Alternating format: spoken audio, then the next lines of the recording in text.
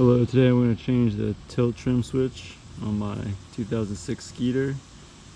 So the problem was when I turn on the power at the console, this trim switch was sticking in the up position. So as soon as you would turn on the power at the console, over here at the console, as soon as you would turn on the power, the motor would just start trimming up and keep trimming up.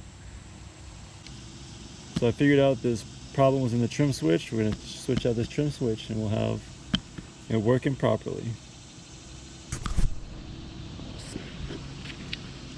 So this particular trim switch is a 3-pin trim switch. Took me a while to find one, but I did find it at New Wire Marine. They have tons of rocker switches. They got this and the horn switch. As you see, the original switch is a 3-pin switch. It's a green wire, red wire, then blue wire. Take this out and replace it. From underneath, you just squeeze the tabs and you'll be able to push it through. It'll pop through the top and then you can place that switch. So the way the old switch is wired, it would be green, red, blue.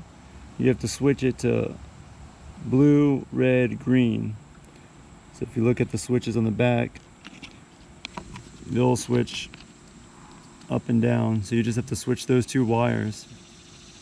When you look at the trim switch,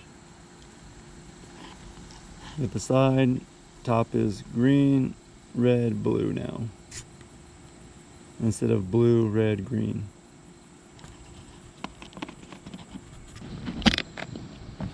And just pushes back down in there.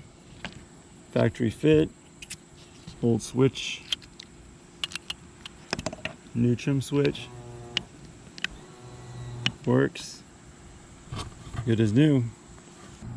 Thanks for watching. I hope this video helped someone out. Let me know in the comments below. And here again, it's New Wire Marine is where I found these rocker switches.